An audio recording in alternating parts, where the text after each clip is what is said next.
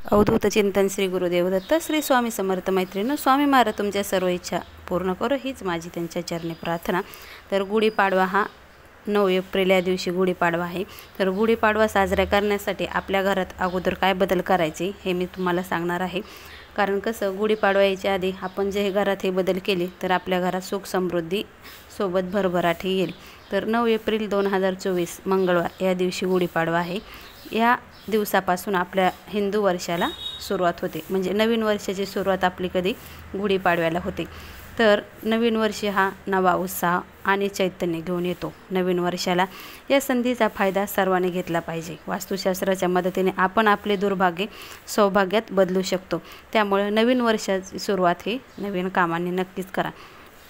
तर काय गुढीपाडवा हा 3.5 मुहूर्तापैकी एक मुहूर्त मानला जातो। चैत्र शुक्ल प्रतिपदा म्हणजेच गुढीपाडवा आहे। गुढीपाडवा हा 3.5 मुहूर्तापैकी एक मुहूर्त असल्यामुळे बरेच जण या दिवशी शुभ कार्याला सुरुवात करतात, की जसे कसं एखाद्या मुलांचं नाव ठेवणे किंवा एखाद्या घराची वास्तुशांती करणे। कसं ह्या दिवशी कुठलाही मुहूर्त पाहत नाहीत, त्यामुळे हा गुढीपाडवा हा शुभ मानला जातो। आपण आपल्या वास्तूत काही बदल केले तर आपल्या घराला धनप्राप्ती होईल, म्हणजेच भरपूर पैसा येईल असे नाही, पण कसं आहे आपण आपल्या वास्तूत जे उपाय केल्यानं धनप्राप्तीचे मार्ग खुले होतील आणि त्याला कष्टाची पण साथ मिळेल। कारण कसं आहे आपण खूप कष्ट करतो, पण कष्टाबरोबर नशिबाची पण साथ आपल्याला लागतेच ना। त्यामुळे घरातील वातावरण पॉझिटिव्ह राहावे म्हणून माणूस खूप प्रयत्न करतो, परंतु एवढा प्रयत्न करूनही त्याला कुठलेही यश मिळत नाही। म्हणून आपल्याला ह्याची सुरुवात आजपासून करायची आहे। तर उपाय काय आहे ते पाहूया। तर आपण आपल्या देवघराचे सुशोभीकरण करायचे आहे। म्हणजे कसं बऱ्याच जणांचे देवारे कसे जुने झालेले असतात, त्याच्यावर वेगवेगळ्या प्रकारची घाण झालेली असते, किंवा आपण आपल्या घरात वेगवेगळ्या प्रकारचे असे विधी करतो आणि विधी केल्यामुळे काय होतं, जे धूप ते लावलेलं असतं ना त्याच्यामुळे ते देवारे आपले खराब झालेले असतात।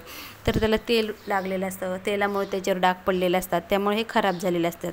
आणि हे काय करायचं, आपण देवारे छान असे स्वच्छ करून घ्यायचे। तुम्हाला जर नवीन देवारा घ्यायचा नसेल तर तुम्ही हे देवघराला नवीन कलर पण देऊ शकता। त्यामुळे आपण ह्या प्रकारे देवाची नीट ही करायची। आणि दुसरं म्हणजे आपण देवाचं आसन बदलायची। कसं आहे नवीन वर्षाच्या मुहूर्तावर आपण आपल्या देवाचे आसन बदललेही चालतील।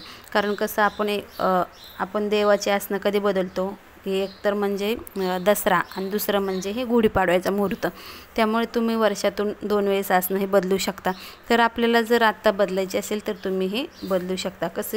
कसं हे कपडे हे देवाचे घाण झालेले असतात, त्यामुळे त्यांना तुम्ही ते नवीन कपडे पण नवीन वर्षी घेऊ शकता।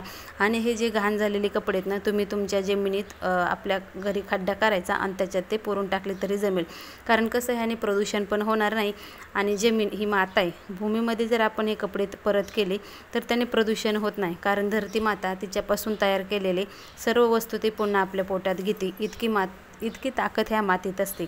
त्यामुळे आपण हे वस्तू नक्कीच आपल्या रानात किंवा शेतात जाऊन तुम्ही हे पुरू शकता, इतरत्र कुठेही टाकून देऊ नका।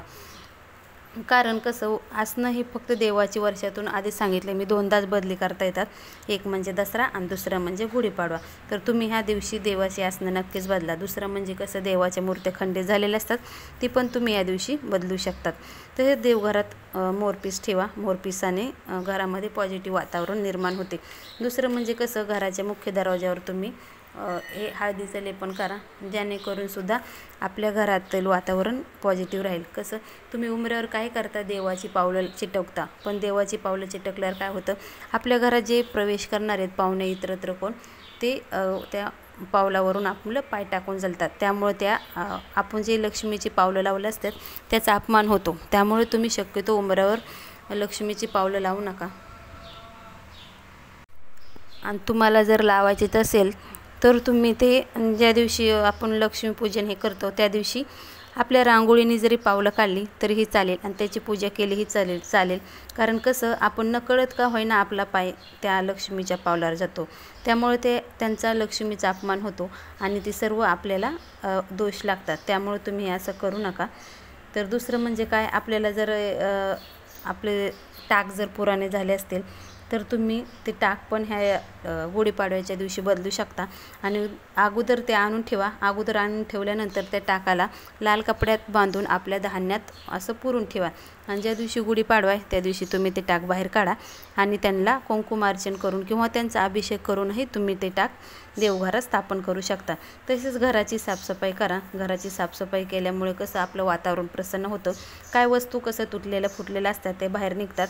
त्यामुळं आपल्या घरात पॉझिटिव्हिटी येते आणि घर पण प्रसन्न होतं. त्यामुळे घरामध्ये पण तुम्ही एवढे बदल करा.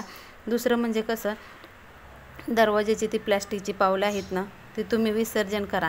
आणि तुम्हाला आधीच सांगितलं आहे की तुम्ही प्लॅस्टिकची पावलं लावू नका. तुम्हाला जर खरंच लक्ष्मीच्या पावलाची जर पूजा करायची असेल तर तुम्ही ही चांदीची पावलं बनवून घ्या. त्यांची ज्या दिवशी पाहिजे त्या दिवशी तुम्ही ती पूजा करा. तर दुसरं म्हणजे काय, आपण घराच्या बाहेर तर दिवा लावतोच ना, तर हे आपण कशामुळे करतो, कारण लक्ष्मी आपल्या घरी येते त्यामुळेच करतो ना. मग ही प्लॅस्टिकची पावले वापरण्याची काय गरज आहे? त्याच्यामुळं आपण त्याच्यावर कसं दोष आपल्यालाच लागतो. त्यामुळे तुम्ही शक्यतो लक्ष्मीची पावलं काढूच नका. आपण रांगोळीने आपल्या घरी आपल्या दारावर तुम्ही लक्ष्मीची पावलं काढू शकता किंवा तुम्ही हळदीनेही जरी आपल्या दाराच्या उंबरावर पावलं टाकली तरीही चालेल. त्यामुळे तुम्ही एवढी सावधान नक्कीच बाळगा. आणि गुढीपाडवा यायच्या अगोदर आपल्या घरात हे बदल नक्कीच करा, जेणेकरून आपल्या घराचं वातावरण हे प्रसन्न राहील आणि लक्ष्मी आपल्या घरी नक्कीच येईल. एवढीच माझी स्वामीचरणी प्रार्थना. श्री स्वामी समर्थ. श्री गुरुदेव दत्त.